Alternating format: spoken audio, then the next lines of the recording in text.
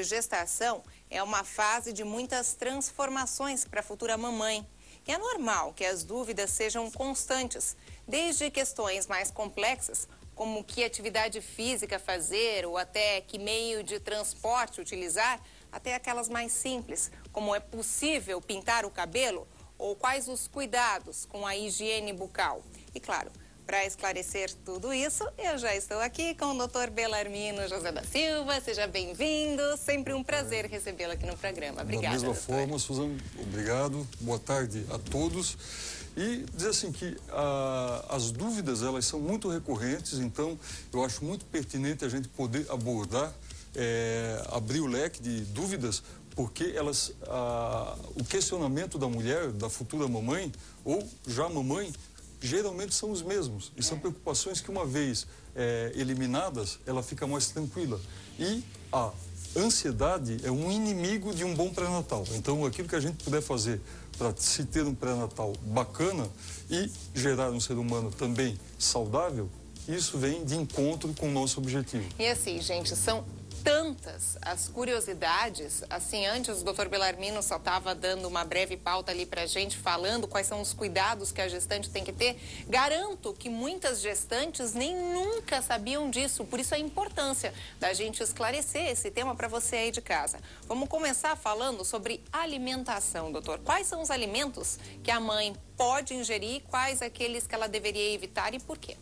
É assim, de maneira geral, a mãe ela pode se alimentar de uma maneira muito próxima a que habitualmente ela já vem se alimentando. O problema é que com a industrialização dos alimentos, cada vez fica mais prático o pessoal comprar o alimento do que ter o orgânico. É verdade. Acabaram-se as casas, os quintais, hoje se mora em apartamento, então é muito mais fácil ir ao mercado, no setor de hortifruti granjeiro, vai lá, pega pimentões bonitos, cebolas, tomates, tudo muito... E, evidentemente, que se nós dois plantarmos isso em casa, Suzana, não vai vir com o mesmo viço. O que subentende-se nas entrelinhas? Que, eventualmente, essa alimentação, ela possa ter um número maior de agrotóxico, gerando, eventualmente, algum tipo de má formação quando a mulher é gestante, e não só nessa situação. Para a própria saúde da mulher. Tem muitas manchas de pele, por exemplo, que dependendo do tipo de agrotóxico que é colocado na verdura ou na fruta, interagindo com o sol, altera a melanina da mancha de pele, por exemplo, né? Então, a alimentação, quanto mais orgânica, quanto mais natural, melhor. No caso da gestante, a gente orienta sempre, quando a mulher gosta de comida japonesa, chinesa, que envolva peixe cru, ou a carne mal passada, principalmente a suína, ela deve ser evitada por causa da toxoplasmose. A toxoplasmose, uma vez a mulher tendo, o feto poderá ter lesão ocular e auditiva, vai ter má formação fetal. Então, no período de gravidez, a mulher que gosta de comida japonesa, por exemplo... Tem que evitar. Evitar. Asiática, vamos colocar assim, né? Seja tailandesa, chinesa. E, doutor, o que ela deveria incrementar? Digamos assim, algum suplemento vitamínico? Ou, além disso, mais suco, não tanto aqueles de caixinha, mais arroz e feijão? Não sei, quais os alimentos que ela deveria... eu não como constantemente, mas esse talvez seria importante durante a gestação, pelo menos. Leite e derivados são muito importantes para a estrutura óssea do bebê. O bebê, quando ele é formado na fase embrionária, ele só tem cartilagem. A partir do 3º mês é que ele começa a estrutura óssea. Mas é como quem vai fazer uma casa. Se a gente está pensando em levantar os pilares, você tem que ter lá o tijolo, o cimento, você tem que ter a matéria-prima para poder estruturar. Então, leite e derivados é aquela famosa alimentação colorida, muita fruta, muita verdura, muito suco natural. O leite de soja é bom? Muito bom, não tem nenhum... Todos os derivados de soja são benéficos, são bem-vindos e dão qualidade de vida para a mulher. Carne, então, sempre bem passada também? Bem passada, né? E a cada 3 horas, aquilo que todo nutricionista preconiza, uma alimentação que a mulher possa estar sempre quebrando aquele de jejum, porque são 2 pessoas, no caso, a mãe e o feto.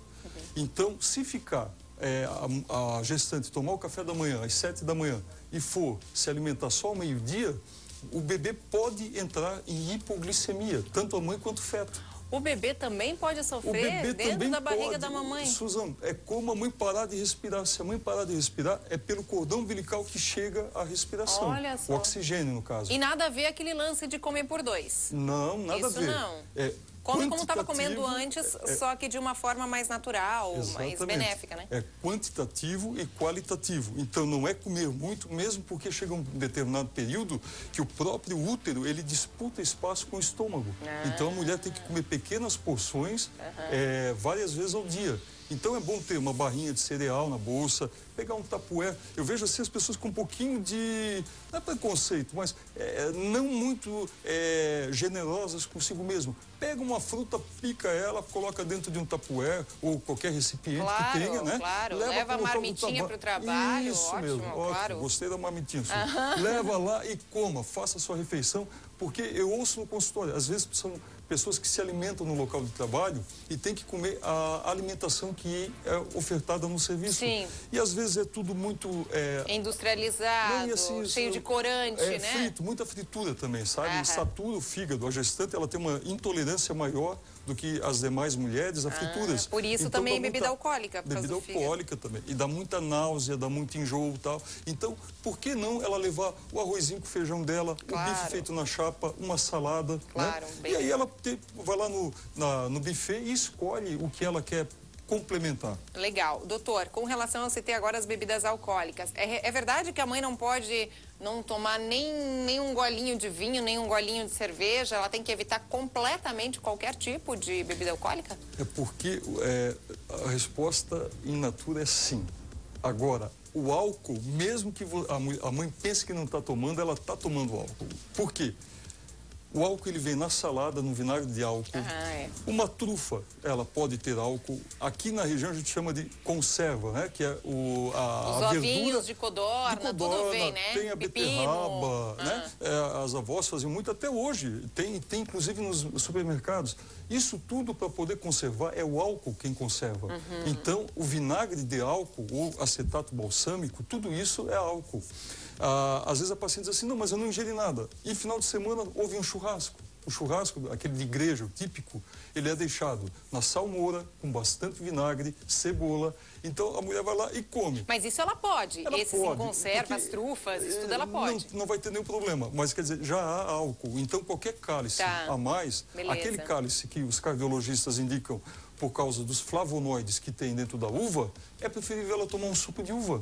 Ela pega seus flavonoides e não pega os mesmos benefícios. Doutor, cigarro, evitar completamente, né? Isso inclusive, todo mundo sabe, mas não só ativamente como passivamente, né, Suzana? Exatamente. E é uma coisa que as pessoas às vezes não respeitam, e o cigarro tem mais de 1.722 toxinas por tragada. Então, a pessoa que é fumante, é interessante que haja um respeito mútuo para o fumante e o não fumante. Quem quer fumar que fume, só que não comprometa a saúde de quem não quer, porque ele é altamente maléfico. Todo mundo sabe, eu acho que as pessoas preferem pensar assim, não fumam por opção, fumam por vício mesmo, mas é um vício que atualmente, nesse momento, ele é tratável. Basta ter boa vontade. Então o cigarro é completamente proibido. E às vezes eu ouço algumas pacientes que dizem, eu fumei durante toda a minha gestação e não aconteceu nada. Não vai acontecer para a mãe, mas o filho deve ter uma predisposição muito maior para asma, sinusite, bronquite. É uma criança que já vai ser desenvolvida com predisposição à alteração pulmonar. E sem falar, conforme a gente já citou, dos fumantes passivos. Você está do lado de alguém que fuma, está num ambiente com fumaça, pronto, batata, você já está fumando passivamente. Por isso, espera-se que os fumantes se retirem ou a pessoa não fumante, que haja um bom senso, né? Uma negociação aí no caso. Pela gestante. Com relação a viagens, a mãe, a gestante, ela pode fazer uma viagem de avião, de navio ou mesmo de carro? Ela pode. Agora, até o 3º mês, qualquer tipo de viagem está contraindicado, Suzana, porque é o período que o bebê, a placenta, ela está ficando, ela está imbricando, ela está se infiltrando dentro do útero. Então, o que ocorre? Nesse período até o 3º mês, é onde ocorrem 99% dos abortamentos. Então, o fator físico, a trepidação, às vezes em alto mar a mulher pode ter maresia, ela pode ficar nauseada, ela vai ter vontade de vomitar, alguma coisa do tipo, e essa pressão que ela faz para poder durante o vômito ou o enjoo, ou no avião, a decolagem e a aterrissagem dão pressão negativa. A pessoa tem que segurar muito no assento para poder fazer uma boa aterrissagem ou uma boa decolagem. Então, viagem até o 3º mês está contraindicado e após o 8º mês. Deve ficar próximo da maternidade porque está chegando. E entre o 4º e o 7º mês, procurar estradas, o pessoal em casa vai rir, mas que não tenham buracos, que sejam asfaltadas e planas. Aonde aqui em Blumenau? Aqui na região está difícil, eu estou dizendo que é o ideal, por isso que eu falei.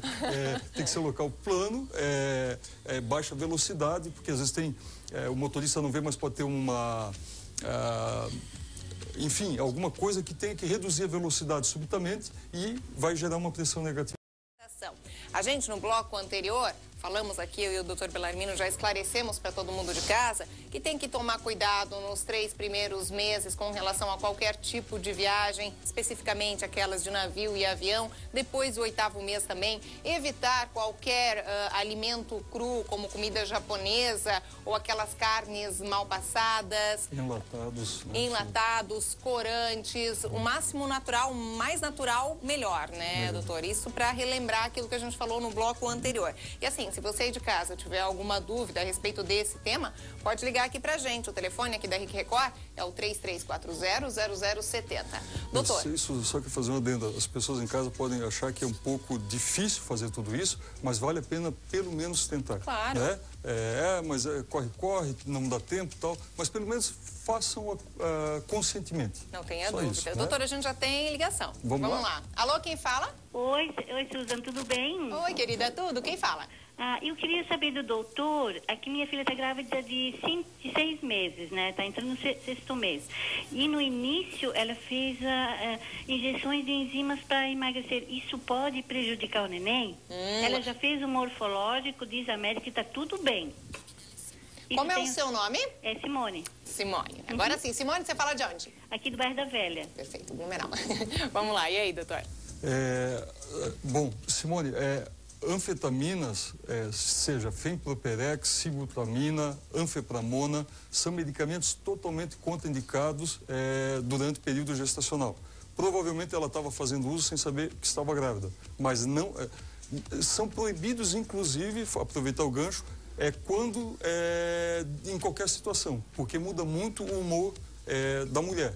Então, agora, o mais recente, o mais conhecido é a sibutramina, tanto na América do Norte quanto na Europa, foram proibidos. Então, felizmente, no caso da Simone ali, o morfológico, que é um ultrassom detalhado das mãos do bebê, da parte cardíaca, felizmente não ocorreu nada. Mas aonde se vê riscos, a gente deve evitá-los, porque uma vez que você se submete, tanto pode ocorrer tudo bem, como pode ocorrer uma má formação fetal. E se ela já estava tomando, por exemplo, e daí depois ficou sabendo que engravidou?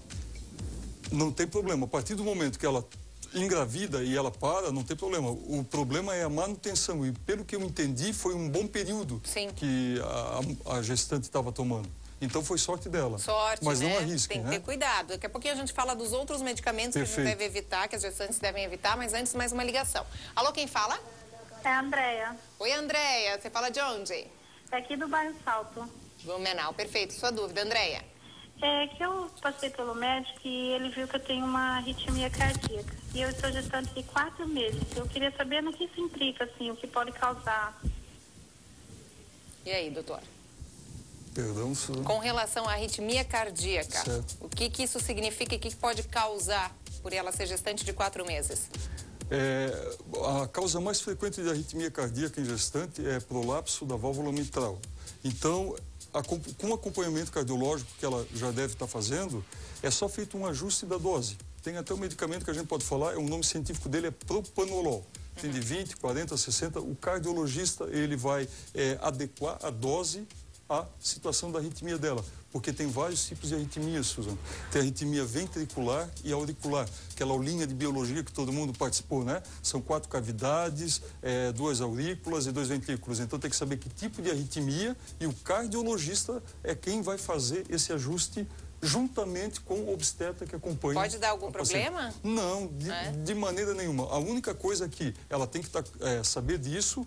o parceiro ou algum familiar também, para quando estiver com 9 meses e entrar na maternidade, ela ser monitorizada. Isso é feito de rotina, mas com um pouquinho mais de atenção nessa parte cardiológica, porque quando entra em trabalho de parto, há uma sobrecarga sanguínea muito grande e o coração ele precisa trabalhar um pouco mais. Então é só alertar a equipe que vai atendê-la de que ela tem uma arritmia cardíaca. Tá tudo certo aí. Ótimo. Ótimo. Mais uma ligação. Vamos Alô, lá. quem fala? Nadir, Nadir. Você fala de onde, Nadir? da Fortaleza. Aqui de Blumenau também. Blumenau em peso. Vamos lá, sua dúvida, Nadir. Assim, eu gostaria de perguntar ao doutor se eu posso ir no dentista normal, que eu estou precisando ir. Eu gostaria de saber se a minha dúvida se eu posso ir tranquila. Excelente pergunta, Nadir. Vamos lá. Boa tarde, Nadir. Obrigado. Tá faltando, Fortaleza tá 10, tá faltando pessoal da velha ainda, hein, Suzane? Vamos lá, velha. Então é o seguinte, Nadir, o raio-x, qualquer tipo de alteração dentária, a gestante, ela retém muito líquido, tanto no corpo todo, e também na mandíbula e no maxilar. Essa parte aqui inferior e na parte superior, né? Então, como a arcada dentária também muda durante a gravidez, há uma dilatação da gengiva, a separação dos dentes, ela ocorre naturalmente. Qualquer reparo que tenha que ser feito no dente, somente se estritamente é necessário. Por quê? Porque pela dilatação que ocorre, não na dentina, mas na gengiva, pelas alterações que ocorrem, é muito frequente a mulher perder restaurações que são feitos durante o período da gestação. O raio-x, eventualmente, é necessário fazer. Eles dizem, vamos cobrir o ventre, não tem problema. Não, raio-x só em última instância. Um acidente que possa haver o risco de ter uma perfuração abdominal ou intracraniana. Nem na parte bucal, nada? Na parte bucal, não. Na parte bucal, somente curativos até a mãe parar de amamentar, que geralmente é após 1 ano, que está indicado.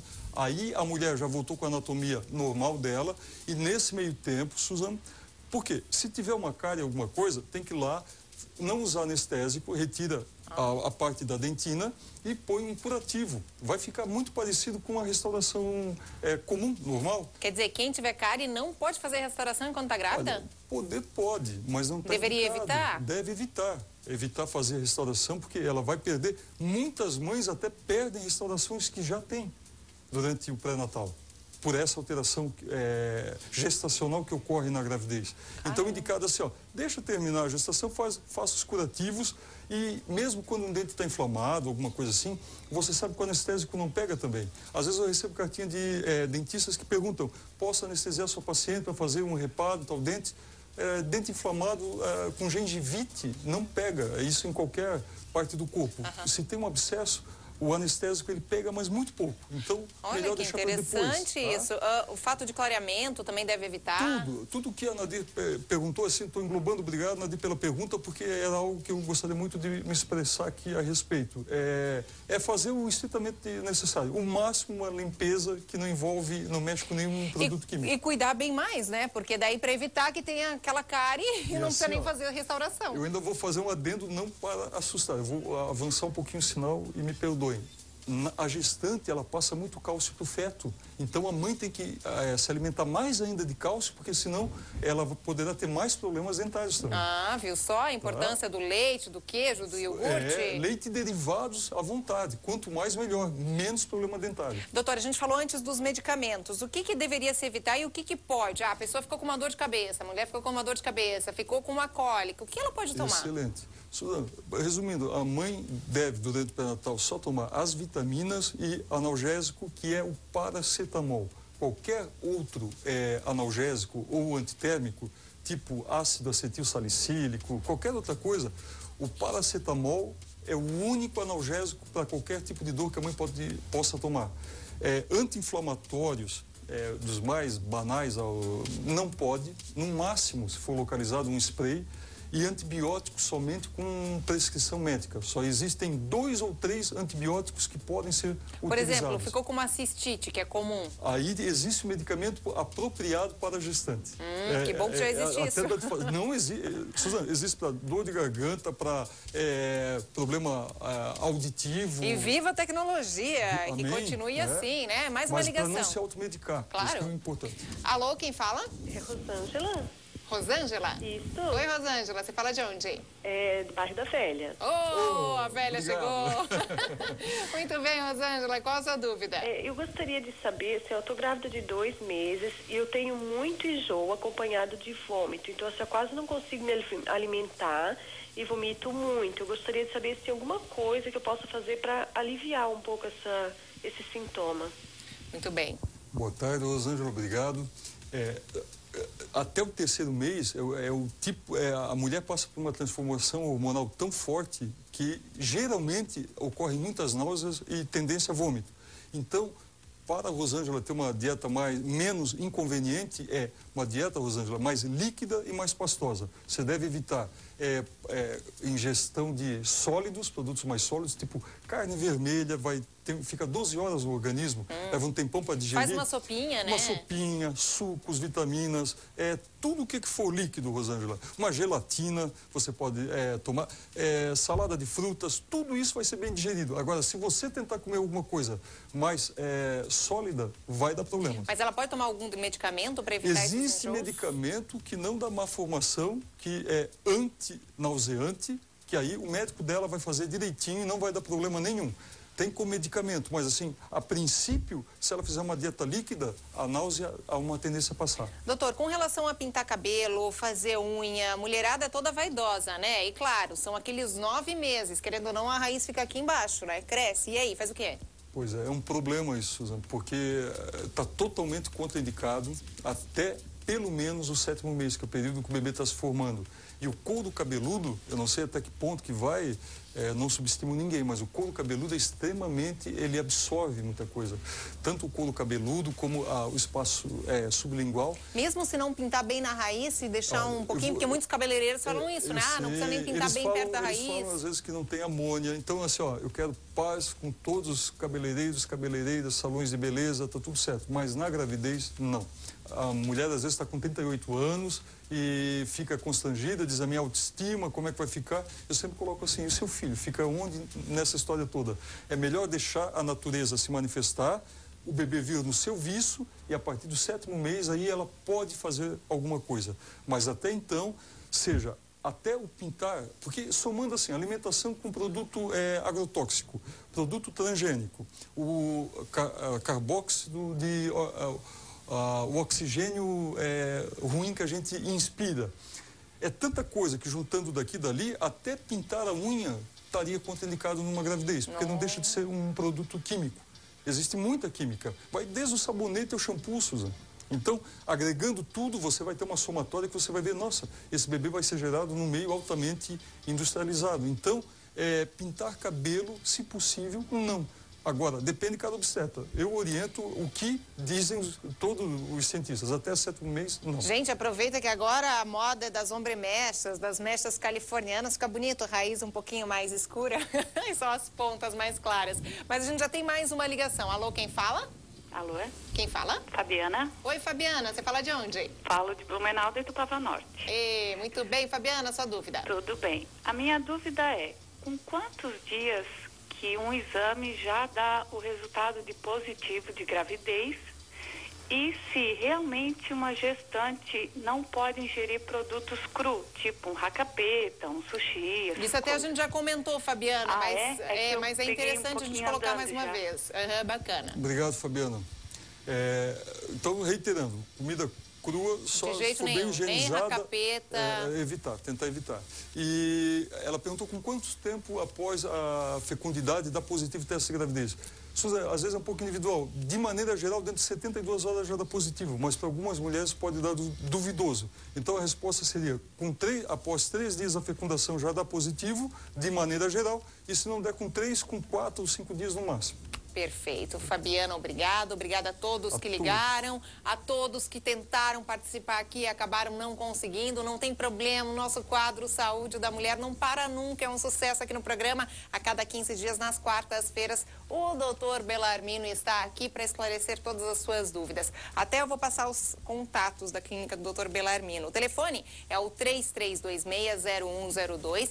E tem também o blog, que a pessoa pode rever tudo isso que a gente passou aqui no programa, as entrevistas, enfim, é o www.clinicadrbelarmino.blogspot.com.